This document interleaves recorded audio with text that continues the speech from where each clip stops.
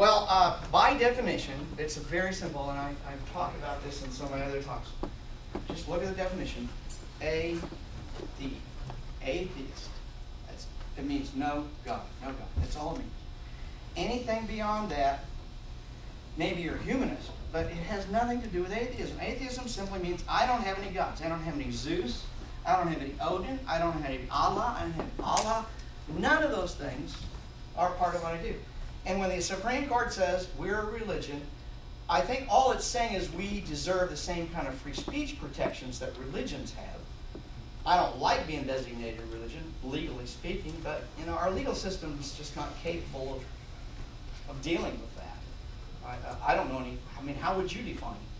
And still make sure we get the same protections that the religionists get. Do you realize there's a blasphemy law in Ireland right now? I was there.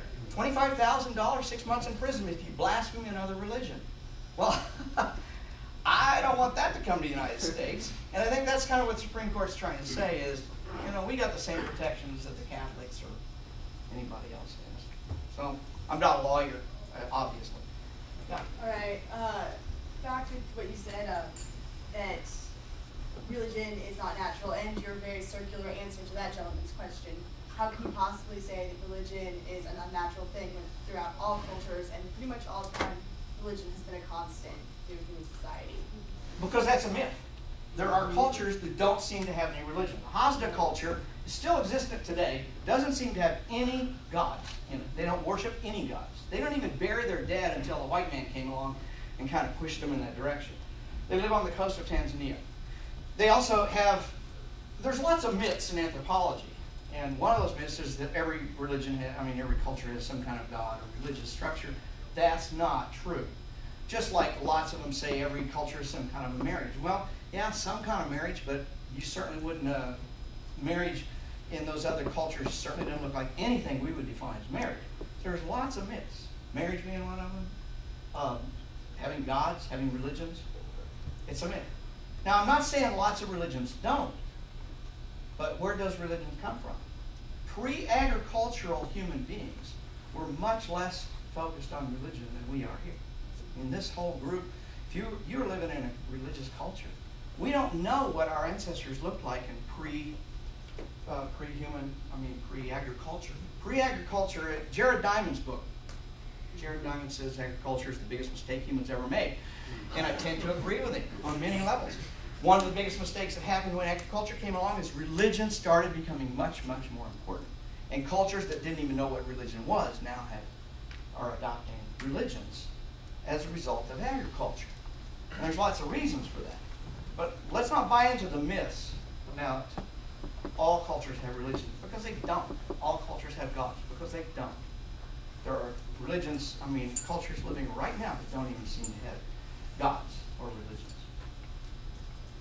Yeah, well, look, you said two. I'm going to get in trouble. And besides, Darrell, yeah. You have time for another question. It's perfectly fine. Someone else? Okay. Then let me get somebody who has not had a chance to ask a question.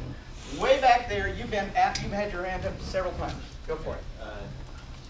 Well, I think it's a very useful metaphor, the virus metaphors.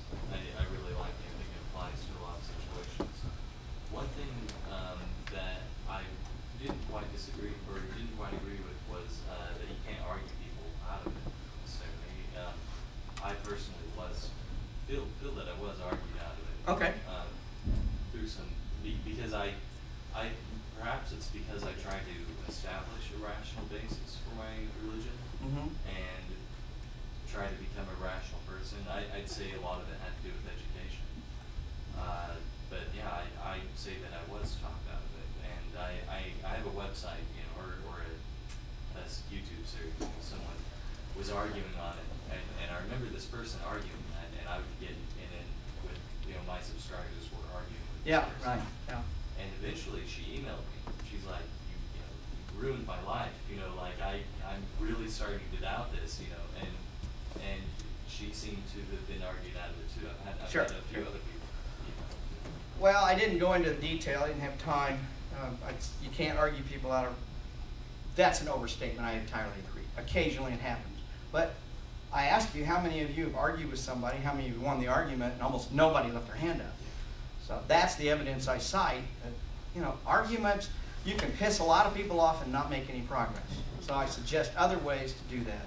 In the last 4 chapters of the book, I talk about how do you talk to religious people without pissing them off. Because I'm not into pissing people off. I'm into trying to understand and let people know how the virus is affecting them. Right. And I agree with the importance of the emotion. That's something I really tried to work in. Yeah, right. You can't just ignore that. No, the emotion people got. Just remember, people got religion before their rational minds were fully developed. Very few people just get religion in adulthood if they weren't exposed to it in some way as a child. Very few. It happens, and there's exceptions to everything I've said here tonight. But the pattern is pretty clear. Thanks a lot, guys. We'll see you later.